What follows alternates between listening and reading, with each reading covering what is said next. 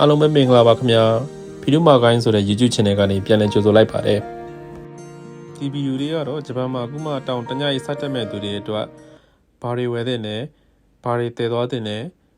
ဘယ်လိုပစ္စည်းတွေဝယ်ရင်ဈေးသက်သာတာလဲဆိုတာကိုကျွန်တော်ရဲ့တောင်တအတွေ့အကြုံတွေပေါ်မူတည်ပြီးတော့ကျွန်တော်ဝယ်ထားတဲ့ပစ္စည်းတွေပေါ်မူတည်ပြီးတော့အကြံပြလေးရှင်းပြခြင်းပါတယ်ဟုတ်ကဲ့ပါအဲ့ဒါဆိုရင်ကျွန်တော်ရဲ့ဗီဒီယိုလေးကိုဒီမှာပဲစလိုက်ကြရအောင်ခင်ဗျာ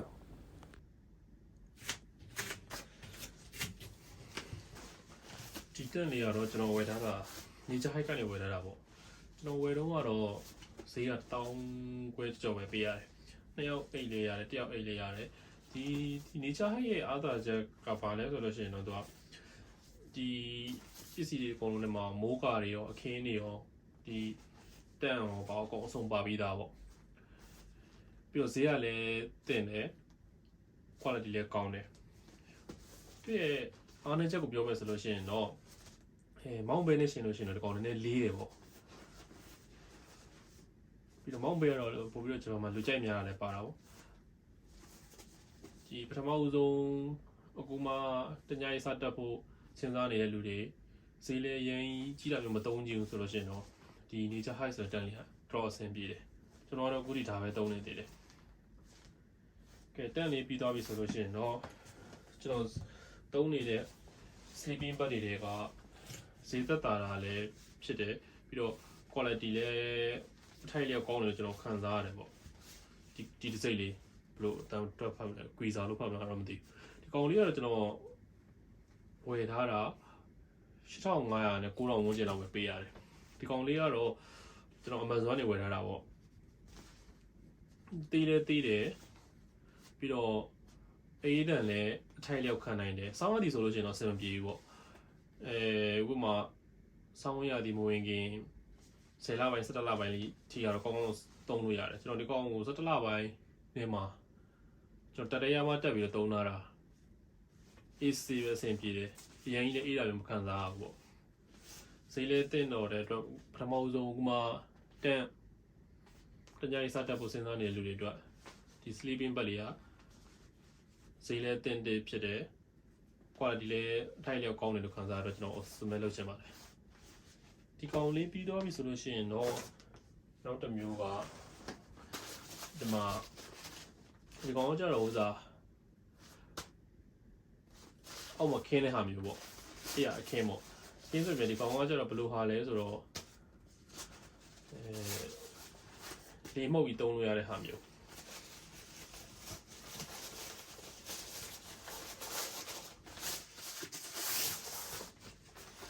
ဒီမှာသူလေမှုတ်လို့ရတဲ့ဟာရှိတယ်ဒီကောင်ကကျတော့ဒီလေထည့်ဖို့အတွက်တီးတန်းဘာမှမလိုဘူးဒီကောင်ကို6နဲ့ဖိပြီးတော့လေထည့်ရုံပဲပြီးလို့ရှိရင်ပြီးတော့ပြီဆိုလို့ရှိရင်လည်းဒီကောင်ကိုလေထုတ်ပြီးတော့ဒီတိုင်းလေးပြန်ခေါက်ပြီးတော့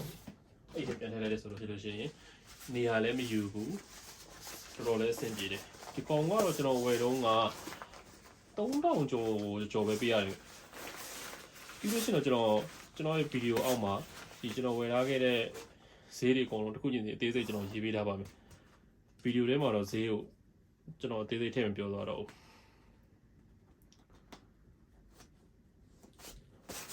ကောင်လေးကလည်းကျွန်တော်ဝယ်တင်တယ်လို့ထင်တဲ့ဟာလေးပေါ့နေရာလည်းမယူတဲ့အတွက်တော်တော်အဆင်ပြေတယ်ပို့ပါလည်းရှိတယ်ပေါ့နောက်တော့ကတော့ကျွန်တော်အရင်ကကျတော့ကျွန်တော်ဒီကောင်မသုံးမဲနဲ့ဒီကောင်လေးကတော့သူလည်းအောက်ကလို့ခင်းပြီးဖြတ်ပြီးအိတ်တဲ့ဟာပဲဒီကောင်ကတော့ကျွန်တော်ဝယ်တော့3000လောက်ပေးရတယ်ဒီကောင်ရဲ့အားသာချက်ကတော့သူကဒီကြောက်ခဲတွေပါဒီပုံမှာလည်းဒီတိုင်းခင်းပြီးအိတ်လို့ရတယ်တစ်ခါလည်းမနာဘူးဟော့တာဖြစ်တဲ့အတွက်ကြောက်ခဲတွေပါဒီစုမှလည်းမစိုးရင်အောင်ခုနကလေထိုးတဲ့ဟာကတော့ဘာနဲ့ချက်ရှိလဲဆိုတော့ဒီလိုကြောက်ပြားတွေပေါ့ကြောက်တွေပေါ့တော့မှအိတ်တွေရှိလို့ရှိရင်ဟိုမှာကြောက်တွေပါတွေကအချွန်တက်တွေပါတွေရှိလို့ရှိရင်ပေါက်သွားတာမျိုးတွေပါတွေဖြစ်တတ်တယ်ပေါ့ဆိုတော့အဲ့ဒီနေရာတော့တစ်ချက်သတိထားရတယ်ဒီကောင်အားနေချက်ကဘာလဲပြောမှဆိုတော့ဒီကြီးတဲ့အတွက်တည်ရတာနည်းနည်းကိုလိုကလတ်နိုင်တယ်ပေါ့ပြောမှဆိုလို့ရှိရင်တော့ကျွန်တော်ဗီဒီယိုကြည့်ရလို့ဆိုရင်သိအောင်ပါကျွန်တော်လွယ်ရဲ့နောက်ဘက်မှာဒီဥစ္စာကိုအမြဲတမ်းချက်ပြီးတင်နေကြဆိုတော့အဲ့လိုမျိုးနေရာယူတယ်ပေါ့ဒီကောင်ကတော့အဲ့လိုမျိုးတည်ရတာလည်းအဆင်ပြေတယ်ဆိုလို့ရှိရင်တော့ ဒီကောင်လေးလည်းဝယ်နေတယ်ကျွန်တော်တော့ထင်တယ်ဒီကောင်ပြီးသွားပြီဆိုလို့ရှိရင်တော့ဒီကောင်လေးကတော့ဗာလေးလေးဆိုတော့ဒီကောင်ကကျတော့မကောင်းအောင်နဲ့ဟာပေါ့ပြောမယ်ဆိုလို့ရှိရင်တော့တော့တေးသေးလေးနော်တေးသေးလေးဆိုပေမဲ့သူကထုတ်လိုက်လို့ရှိရင်ဒီတိုင်းလေးပြီးရင်သူကဒီကောင်ကိုဒီကနေလေထည့်မယ်ပေါ့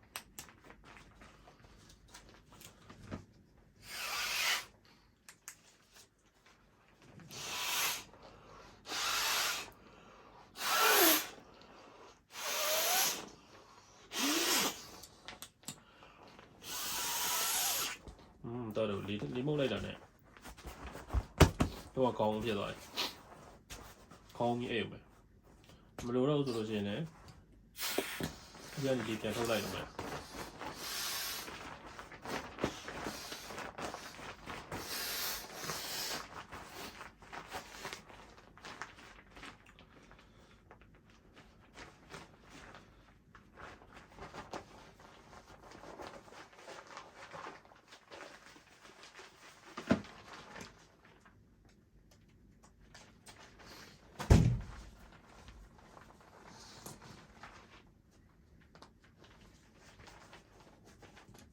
ဒီတိုင်းပဲသူ့အိတ်လေးပြန်ထည့်ထားလိုက်ရမယ်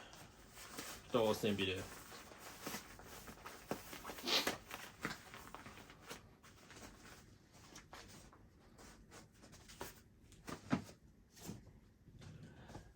ဆက်ပြီးတော့ရင်တော့ကျွန်တော်ဘာမိတ်ဆက်ပင်ကောင်းမလဲဆိုတော့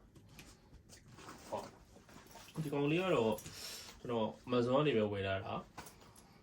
$3လောက်ပဲပေးရတယ်ဒီကောင်လေးလွယ်ကိုကျိုးတိုင်းရှေ့မှာထားလွယ်ပြီးတော့ဒီမှာဖုန်းတို့ power bank တို့ဥပမာစာပြီးစားလို့ရတဲ့စားတို့ပတ်စံကြီးတို့ဘာလို့ထည့်ပေါ့တော့အဆင်ပြေတယ်ဒီကောင်လေးကပြီးတော့ဒီကောင်အထိုက်တော့လေမိုးစုပ်ကန်တဲ့အတွက်တော်တယ်မိုးလေးဖွက်တဲ့လောက်ကတော့အေးစေးလေးပဲ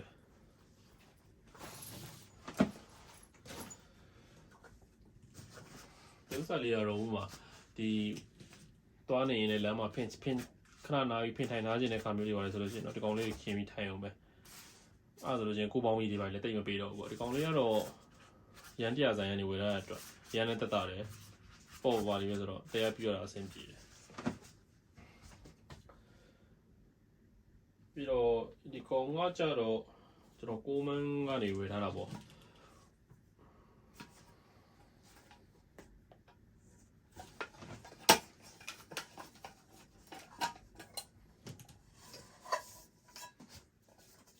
နှစ်ခုတုံးလို့ရတယ်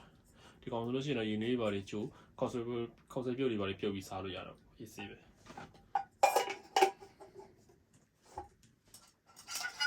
ီကောင်ကကြတော့ coffee ကွာဒီကောင်လည်းကျွန်တော် Amazon ကနေဝယ်ထားတာဈေးတက်နဲ့ပဲ1000တော့မရှိဘူးကျွန်တော်ဈေးတော့တရားမှတ်မိတော့ဒီကောင်လေးကတော့ရန်တရားဆိုင်ကနေဝယ်ထားတာခောက်လို့ရတဲ့ခင်းပုံစံဇွန်လေးပေါ့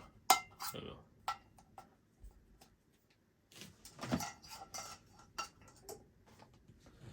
ဒီကောင်ကကြတော့ဒီဆိုတိုတစ်စိတ်မီးဖို့တဲတဲ့ဟာပေါ့ဒီကောက်ဆိုဦးလေးကလည်းတေးသေးလေးဒီသူမီးဖို့လေးရတယ်တေးလေးဖြစ်တဲ့လုံးဝနေရမီဘူးတရားပြတာတော်တော်အဆင်ပြေမီးအားလည်းတော်တော်ကောင်းတယ်ပေါ့ဒီနှစ်ခုအားလုံးပေါင်းမှာကျွန်တော်6000လောက်ပဲရှိတယ်ရှင်တော့ဈေးကတော့နောက်မှတေချာသေးစိတ်ပြန်ပြီးတော့ရှာပြီးရေးထားပေးပါမယ်အဲ့ပြီးတော့ဒီကောင်းမှထိုးတက်မီလေးပေါ့ဒီကောင်လေးကလည်းကျွန်တော်ဝယ်ထားတော်တော်တန်တယ်လို့ပြောပါကျွန်တော်ဖူဂျီတောင်စတက်တဲ့ဝယ်ထားတာ2000ကျော်လောက်ပဲပေးရတယ်ဖူဂျီတောင်တက်ပြီးတော့ဆိုလို့ကျွန်တော်9နှစ်လောက်ရှိပြီထင်တယ်လုံးဝဥချိန်ကြီးသုံးလို့ရနေတော့ပဲမပြတ်သေးဘူးတော်တော်အဆင်ပြေတယ်သုံးရတာဒီဥစ္စာတွေကတော့ကျွန်တော်ပုံမှန်သွားလို့ရှိလို့ရှိရင်အများဆုံးတည်သွားနေတဲ့အစားအသောက်တွေပေါ့ဒီ protein bar ကတော့ဘိုက်လေးပြည့်တယ်ဝေဖာလေးပြည့်တယ်တော်တော်စားလို့ကောင်းတယ်ဟိုမှာတောင်တက်နေတဲ့လမ်းမှာဘိုက်ရမ်းစားတာတော့ဘာလို့ဆိုရင်အစာပြေစားတာမျိုးတဲ့နေရာမှာတော့ဒီကောင်လေးစောင်းထားတယ်ဒီနှစ်ခုကတော့ကျွန်တော်တ냐ကြီးတက်တာဖြစ်တဲ့အတွက်နောက်နေ့မနက်မှာစားဖို့အတွက်မနက်စားပေါ့ coffee နဲ့ coffee တွေပိုင်းနဲ့ဖြောတောက်ဖို့ပေါ့ဒီကောင်ကကြတော့ဒီတော့နေ့လေစာနဲ့ညစာပေါ့ဘာလို့ကျွန်တော်အထုတ်ယူလဲဆိုတော့ဘူးဆိုလို့ရှိရင်နေရာရမ်းယူတဲ့အတွက်ဒီလွေးတွေမှာထည့်ရတာနည်းနည်းနေရာပိုယူတယ်ပေါ့အထုတ်ဆိုလို့ရှိရင်ဘူးတော့လည်းနေရာမယူပြီးတော့ဒီကောင်ကိုဒီခွက်ထဲမှာစားမှဖြစ်တဲ့အတွက်အမိုက်လည်းအလောက်မထွက်ဘူးဒီ plastic ခွန်လောက်လေးတွေပဲရှိမယ်ပေါ့အဲ့တော့ကျွန်တော်အမြဲတမ်းကျုပ်တဲ့သွားနှလုံးလောက်ပြုတ်ပြီးသားကျိုးစားတော့ဟိုကိုတောက်ချင်လာတဲ့အခါဟိုမှာဘီယာတွေပါတွေဝယ်ပြီးတော့ညီးဖို့တော့ပေါ့ကောင်းတော့ကျွန်တော်အမြဲတမ်းတစ်ခုတည်သွားတယ်လုံးဝအရင်ပြင်မနှောနေတာလို့ရှိလို့ရှိရင်ဒီကောင်လေးစားလိုက်လို့ရှိလို့ရှိရင် charges ပြန်ဖြစ်တယ်ပေါ့ဗျာလုံးဝအားပြန်ပြေးတယ်ပေါ့ဒါကတော့ကျွန်တော်ပိုင်းတည်သွားတဲ့ဟာတွေပေါ့ညနာတည်စီရေတော်လိုက်စီရေသဘောတန်ရေအော်တော့ sun cream တွေပေါ့ဒီကောင်ကတော့ကျွန်တော်အမြဲတမ်း1 လီတာရေ1 လီတာဒီဘူးနဲ့တည်သွားတယ်ဒီကောင်ရေကုန်သွားလို့ရှိရင်လည်းဟောထုတ်လိုက်ပြီလို့ခောက်လိုက်လို့ရှိရင်လုံးဝသေးသေးလေးဖြစ်သွားတယ်ပေါ့အဲ့ဒါဆိုနေရာလည်းမယူတဲပြရတာလည်းလွယ်တယ်တော်တော်အဆင်ပြေတယ်ဒီကောင်ကြတော့ဒီအင်ကြီးရှင်းအိမ်မှာထည့်ပြီးတော့အမြဲတမ်းစာရတဲ့ကထုတ်တော့ဖို့အတွက်တည်သွားပေါ့ဒီဘူးလေးကလည်းရန်တရားဆိုင်နဲ့ကျွန်တော်ဝယ်ရတာတော်တော်အဆင်ပြေတယ်ဘူး site လေးရောပါအစဒီကောင်ကြတော့ Amazon တွေဝယ်ရတာ600လားမသိဘူးပေးရဒီကောင်လည်းရေထည့်ပြီးတော့ပေါ့ပါတောက်လို့ရတယ်ရေကုန်သွားပြီဆိုလို့ရှိရင်တော့ဒီတိုင်းလေးခောက်ထားလိုက်ပြီသိမ်းထားလိုက်ပြီလုံးဝနေရမယူဘူးပေါ့ဒီကောင်ကတော့ကျွန်တော် first aid ပေါ့ကျွန်တော်ဒီ first aid ထဲမှာဆေးတွေကဘာတွေယူသွားလဲဆိုတော့ကျွန်တော်အများဆုံးယူသွားတာကတော့ရေရောဖျားနိုင်တောက်ဖို့အတွက်ဖျားကြစေရယ်ခေါင်းကိုက်ပြောက်စေရယ်ပြီးတော့ဘိုက်တွေဘာတွေအောင့်လာလို့ရှိလို့ရှိရင်one သွားကျင်လာလို့ရှိလို့ရှိရင်ဒုက္ခရောက်မှဖြစ်တဲ့တော့ one ပိတ်စေရယ်ပြီးတော့ကျွန်တော် inner bone စေရယ်ပြီးတော့အနာကပ်ပလာစတာရယ်ကျွန်တော်အဲ့ကောင်တွေကိုအမြဲတမ်းပုံမှန်ထည့်သွားတယ်ပေါ့ဒီကောင်ကကျတော့ဒီခဏကမောင်းပေးနေဝယ်ရတာပေါ့ဒါပေမဲ့တကယ်တမ်းကျလို့ရှိရင်မောင်းပေးနေလည်းဝယ်ကြမလို့ပါဘူးဒီရန်တရားဆိုင်နဲ့နေဝယ်ထားရလို့ရှိရင်အဆင်ပြေတယ်ပေါ့ပါစီးဖို့တက်ပေါ့ဘလိုနေရာမှာစီးမှလဲဆိုတော့ဥမာတညာကြီးတက်နေပါလေထိုးပြီးသွားလို့ရှိရင်အိမ်သားတွေပဲသွားကျင်တာအပေါ့ဟိုနာဒီနာရှောက်သွားကျင်တာဆိုလို့ရှိရင်တောင်တက်ဖက်နဲ့ကြီးစီးလိုက်ချွတ်လိုက်ဆိုလို့ရှိရင်အဆင်မပြေဘူးလေတောင်တက်ဖက်နဲ့စီးရချွတ်တာလွယ်တာမဟုတ်ဆိုတော့အဲ့ဆိုလို့ရှိရင်တောင်တက်ဖက်နဲ့တန်ထိုးပြီးသွားလို့ရှိရင်တောင်တက်ဖက်နဲ့ချွတ်လာလိုက်ပြီးတော့ကျရင် MRC ကိုတပေါ့ပါဖက်နဲ့လေးတည်ရင်တည်သွားတော့ကောင်းတယ်ရန်ကစီးကြီးကြပြီးလည်းဝယ်ကြမလို့ပါဘူးရန်တရားဆိုင်ဝယ်ထားလိုက်လို့ရှိရင်ရန်တရားဆိုင်ဝယ်ပေါ့ပါစီတရားလည်းဖက်နဲ့လေးဝယ်ထားလိုက်လို့ရှိရင်အဆင်ပြေတယ်ကျွန်တော်လည်းရင်တော့အဲ့လိုဖက်နဲ့လည်းပဲသွားတာပေါ့နောက်တစ်ခုဒီကောင်ကတော့ပါဝါဘတ်ဒီကောင်ကကျတော့ကျွန်တော်4000မီလီယံပြရရှိတယ်ဒီကောင်တစ်ခုဆိုလို့ရှိရင်တ냐ရေးတော့ကတော့တော့ကောင်းအဆင်ပြေတယ်ဒီကောင်ဆိုလို့ရှိရင်ဒီမှာတော့ကျိုးလဲပါပြီးသား type C လဲပါတယ် lighting ဥစားလဲပါတယ်ဆိုတော့သုံးရတာတော်တော်အဆင်ပြေတယ်ပါဝါဘတ်တော့ဖြစ်မနေယူသွားရတယ်ပေါ့တပုတ်နေပါလိရိုက်ပြီးဖုန်းနေပါအားကုန်သွားတယ်ဆိုလို့ရှိရင်တွေ့မှုအတွက်လိုအပ်တာဆိုတော့နောက်ဆုံးကျန်တာကတော့အင်ကြီးတွေပေါ့အင်ကြီးတွေကတော့ကျွန်တော်ဘယ်ကနေဝယ်ထားလဲဆိုတော့ကိုကျွန်တော်တစ်ချက်ပြောပြမယ်ကျွန်တော်အများဆုံးသုံးတာကတော့ Uniqlo ရဲ့မောက်မဲပဲသုံးတယ်အင်ကြီးတွေကတော့တစ်ခါလေဒီပေါ်ပါလိဒီစိတ်အောင်မိသွားဟော The North Face လည်းသုံးတယ်ဟိုဈေးလက်တက်တာတော့သုံးနေတယ် quality လည်းထိုက်တဲ့ကောင်းတော့သုံးနေတယ်ဆိုလို့ရှိရင်တော့အခုမှစတက်မဲ့လူတွေ budget လည်းချွေတာခြင်းတယ်ဆိုလို့ရှိရင်တော့ကျွန်တော်တို့ Uniqlo ကိုကြံပေးတယ် Uniqlo ကတော်တော်အဆင်ပြေတယ်ပေါ့ကျွန်တော်ဆိုလို့ရှိရင်ဒါ Uniqlo ကဝယ်ထားတာ3000မ300သေးဘူးပေါ့ဘောင်းမီအတူ2000ဝန်းကျင်ပဲရှိတယ်ပေါ့ပါလေးနဲ့သုံးလို့အဆင်ပြေတယ်ပြီးဒီကောင်အင်ဂျီလည်းUniqlo ကပဲဝယ်ထားတာ2000ပဲရှိတယ်ဒီကောင်လည်းလောပေါ့ပါလေးနဲ့ချွေးတွေပါလေဆိုလဲအဲ့လောက်မဆော့ဘူးခဏလေးနဲ့ပြန်ပြီး6တဲ့အတွက်တော်တော်အဆင်ပြေတောင်တက်တဲ့ကောင်မှာသွားလာတာ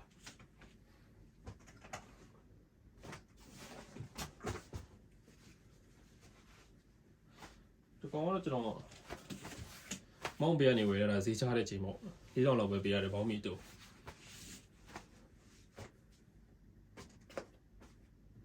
ဒီကောင်ကလည်းကျွန်တော် Uniqlo ကပဲဝယ်ရတာဒီကောင်လည်း UV ကာပေးတယ်ဗောနေအောင်တန်ကာဝယ်ပေးတယ်တော်တော်အဆင်ပြေတယ်ဒီကောင်လည်း3000လောက်ပဲပေးရတယ်ဥပမာမောင်းပေးတို့တခြားနာမည်ကြီးကြောင့်လည်း brand တွေဝယ်မယ်ဆိုလို့ရှိရင်1000ခွဲဝန်းကျင်လောက်ကတော့ရှိတယ်ပေါ့အခုမှစားတက်ဖို့စဉ်းစားနေတဲ့သူတွေ budget လည်းချွေထားခြင်းနဲ့ဆိုလို့ရှိရင်တော့ကျွန်တော်တို့ဒီလို Uniqlo ကပဲဝယ်ဖို့ကြံပေးတယ်ပေါ့ဒီကောင်ကတော့ကျွန်တော်ညာဘက်တွေပါအေးရတဲ့ခါကျရင်ထုတ်ဝေဖို့အတွက်အနွေးတယ်ပေါ့ဒီကောင်ကလိုအထက်အသားလိုမျိုးအသားဆိုတော့နွေးတယ်ဒီကောင်ကတော့ကျွန်တော်ဘယ်ရောက်ဝယ်ထားရလဲဆိုတော့ကျွန်တော်အဟောင်းဆိုင်နေတော့ရှာတာပါအဟောင်းဆိုင်မှာကျွန်တော်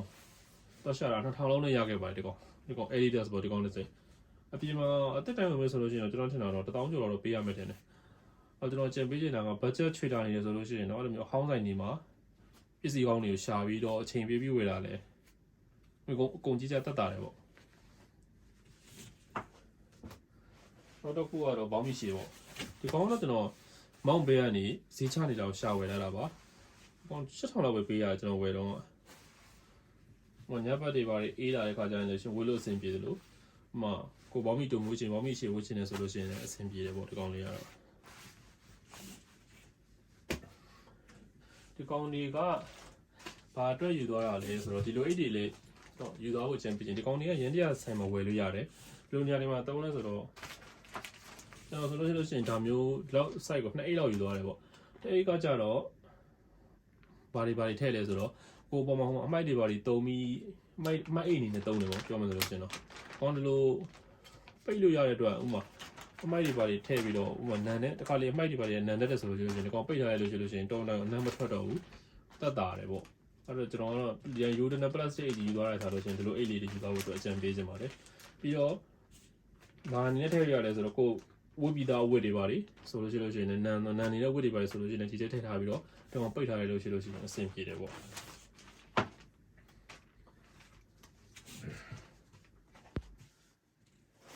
ဒီကောင်ကကျတော့ကျွန်တော် Amazon ကနေဝယ်လာတာကိုအိတ်လေးတွေကောင်ကကျတော့ဘာထည့်မလဲဆိုတော့ဟိုမှာအင်ကြီးဒီပါတွေဒီဆိုခံနိုင်အောင်ထည့်တာပေါ့ဟိုကကိုကမိုးရတဲ့ရက်တွေပါဟိုတောင်တက်နေနဲ့မိုးကရွာလာတာတော့ပါဆိုလို့ရှိရင်တောင်တက်လွယ်ကမိုးကတ်ထားရင်တော့တခါလေအထဲကိုဝင်တာတွေပဲရှိတဲ့အတွက်လုံးဝအထက်အင်ကြီးဒီပါမစိုးအောင်ဒီကောင်ကတော့ကျွန်တော်ထည့်ပြီးသုံးတော့ပြီးတော့ဒီကောင်သုံးလိုက်လို့ရှိရင်အင်ဂျင်ဒီပါတွေလည်းထည့်ရတာပို့ပြီးတော့အဆင်ပြေတယ်နေရာလည်းတိတ်မပြေတော့ဘူးပြီးရင်ကျွန်တော်ထည့်ပြမယ်ပေါ့ဒါကတော့ကျွန်တော်ပုံမှန်သွားရင်ယူသွားတဲ့တညရေးသွားရင်ယူသွားတဲ့တောင်တက်ပစ္စည်းတွေပေါ့နောက်ဆုံးတစ်ခုကျန်နေတာဒီမှာတောင်တက်တော့နှစ်ချောင်းကျွန်တော်မြေတန်းလိုယူသွားတယ်ဒါပေမဲ့မသုံးပြတာများသွားတယ်တခါတလေကျွန်တော်အစင်းမပဲသုံးပြတာများတယ်တောင်တက်တော့ကတော့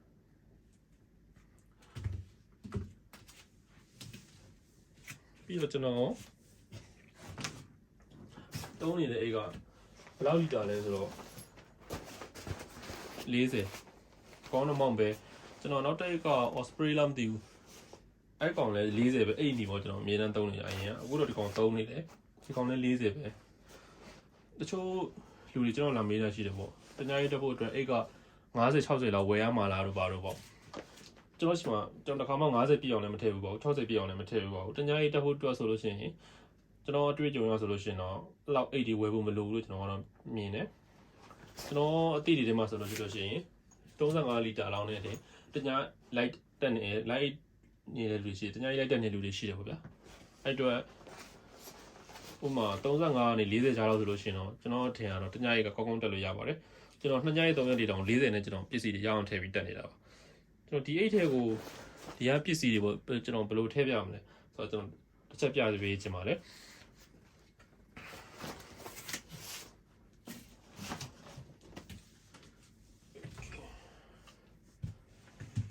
ဒီဦးဆုံးဒီမှာဒီနိုးတွေကိုတော့ကျွန်တော်ဒီအိတ်လေးတွေပဲဒီအိတ်လေးတွေထည့်လိုက်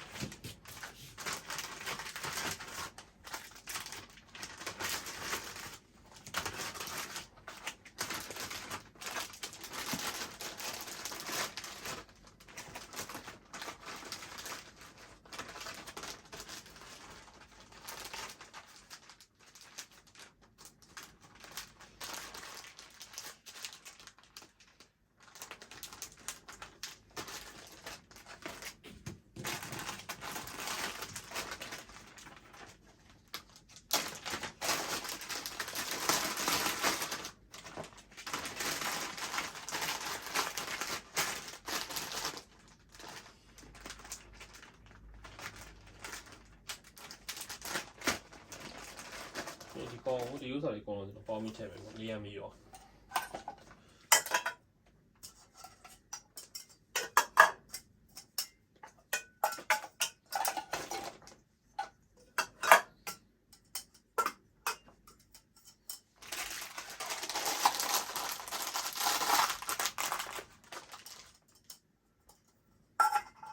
ကောင်းလို့ထည့်မယ်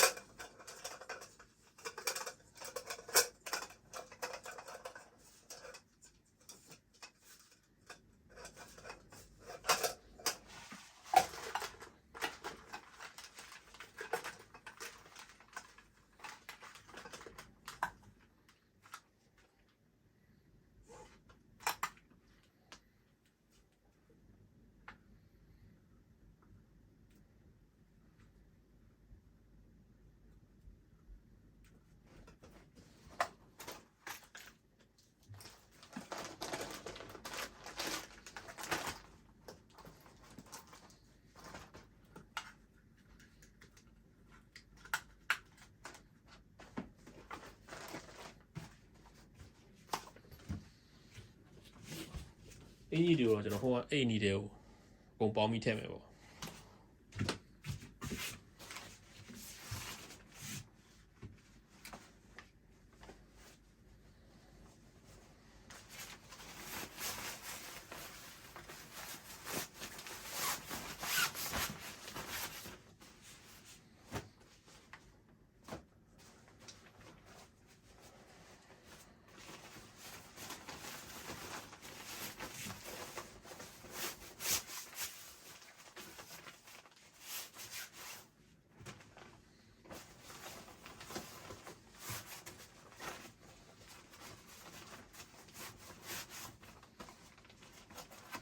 ပုံပြီးတော့ပိတ်လိုက်အောင်ဟုတ်တယ်လုံးဝနေရမီတော့ဒီကောင်တော့ဟိုစားအဲ့တော့နေကာဆိုတော့ UV နေကာတဲ့ဟာဆိုကျွန်တော်ပြင်မှာပဲဒီကောင်ထည့်မယ်အဆင်ပြေအချက်ချင်းထုတ်ဝေလို့ရအောင်ဆိုတော့ဒီကောင်တော့ဟိုမှာသွားမယ့်နေ့မှာစောက်ဝတ်မယ်ဆိုလို့ရှိရင်ဒီအိတ်တွေထည့်ကြမလို့ဆိုတော့ပြင်မှာပဲထုတ်ထားလိုက်တော့မယ်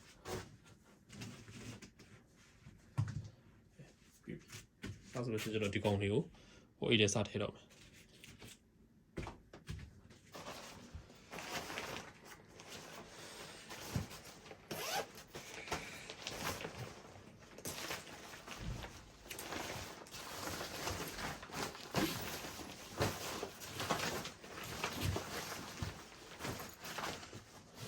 ဒီဥဆုံး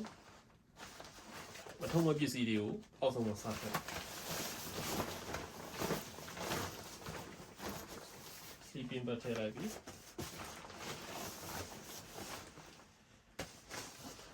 တန်ထည့်မယ်အောက်မှာခင်းတဲ့ကောင်လို့ကျွန်တော်ဒီထိုးတဲ့ဟာပဲထည့်လိုက်တော့ဒီကောင်ထည့်မယ်ဒီအင်ကြီးထည့်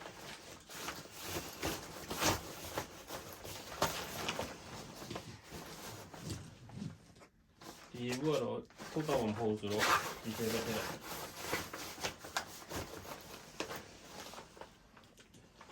ဒီကြောက်တဲ့ထည့်လိုက်တော့ထည့်မယ်စကင်ကေးတော့ထည့်မယ်ကောင်းတော့မိုးကအပားလေးပေါ့အရင်ထူတဲ့မိုးကမျိုးတော့မဟုတ်ဘူးမိုးနည်းနည်းပါးတော့ခံနိုင်ရှိရမိုးရမ်းများနိုင်တော့ခံနိုင်မရှိဘူးကျွန်တော်ကတော့မိုးအရင်များနိုင်တောင်သွားမတက်တာများတာဖြစ်တဲ့အတွက်ကျွန်တော်ကတော့အမြဲတမ်းဒီပေါ့ပေါ့မိုးကသေးသေးလေးပဲထည့်ရတာလေ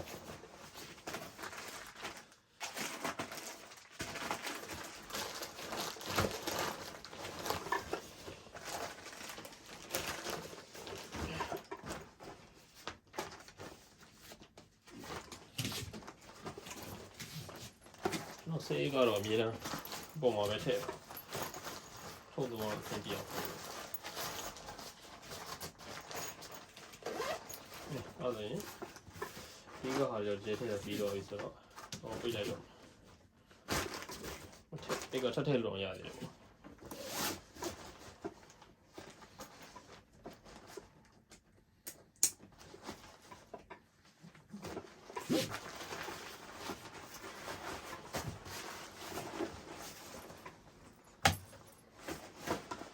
ဒီဖနက်ကတော့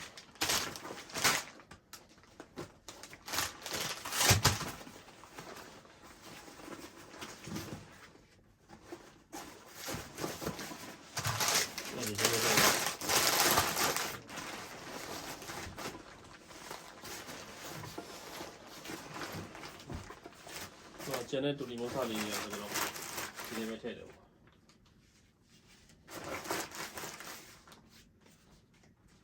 ဒီကောင်တော့ဒီထုတ်တော့လေးရတယ်ဆိုတော့ဒီနေ့ပဲထည့်ရပါတယ်ဒီတစ်ခုရှိတော့ဆိုတော့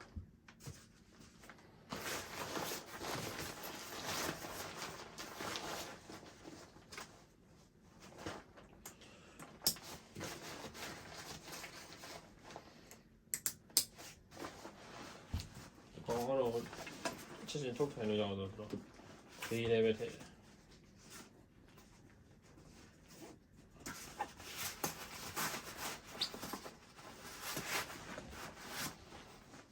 ဒီတော့လည်းတော့မချောင်းထည့်မယ်ပေါ့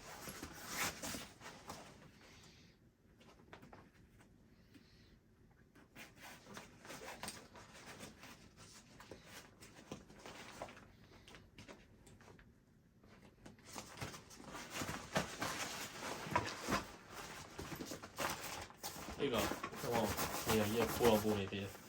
ဒီမှာပေးတယ်ကျွန်တော်ဘာမှမထည့်ရသေးဘူးကိုပစ္စည်းထည့်ခြင်းနေဆိုလို့ရှိရင်ခုနအစားအစာတွေကိုဒီပုံမှာထည့်လိုက်တာမျိုးလည်းရတယ်အဲဆိုလို့ရှိရင်ထည့်မှထည့်လို့လည်းရသေးတယ်ပေါ့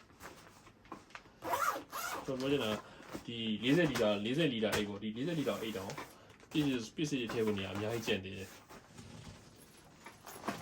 ဒီ power bank ကတော့ကျွန်တော်ဒီအိတ်ထည့်တယ်ပေါ့power bank နေပစံကြီးပါလေကျွန်တော်ဒီထည့်တယ်ဒီဘူကတော့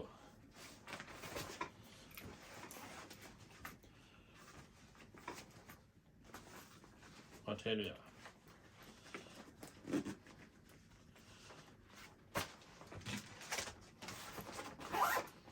ဒီထည့်တယ်ညောင်းကျွန်တော်ဟိုပါလေက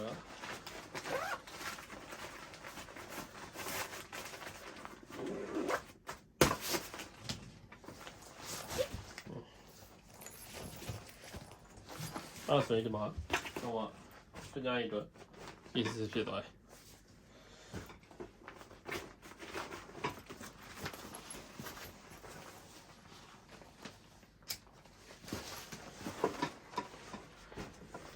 ဒါတော့ကျွန်တော်တ냐ရီသွားလို့ရှိရင်ပြင်ဆင်နေတဲ့ဟာလေးတွေကိုကျွန်တော်ခုမှစတ냐ရီစတက်ဖို့စဉ်းစားနေတဲ့လူတွေအတွက်အကျဉ်းပြင်းသိအောင်ကျွန်တော်ပြောပြတာပါကျွန်တော်ဒီလိုဗီဒီယိုကလည်းကျွန်တော်ပထမဆုံးစလုပ်တာဖြစ်တဲ့အတွက်ဥမာပြောတာဆိုတာတွေနားလေရခတ်သွားတာတွေပါတယ်ရှိနိုင်ပါတယ်အဲ့တော့ကျွန်တော်နားလေပေးစီချင်ပါတယ်အခုဆိုတော့ဒီ40လီတာအဲ့နဲ့တ냐ရီ AC တက်လို့ရတယ်ဆိုတဲ့အကြောင်းစိတ်ပိုင်2냐ရီ3냐ပါ2냐ရီ3냐ပါတက်လို့ရတယ်အဲ့တော့မလိုအပ်ဘဲနဲ့အဲ့အရန်ကြီးတာကြီး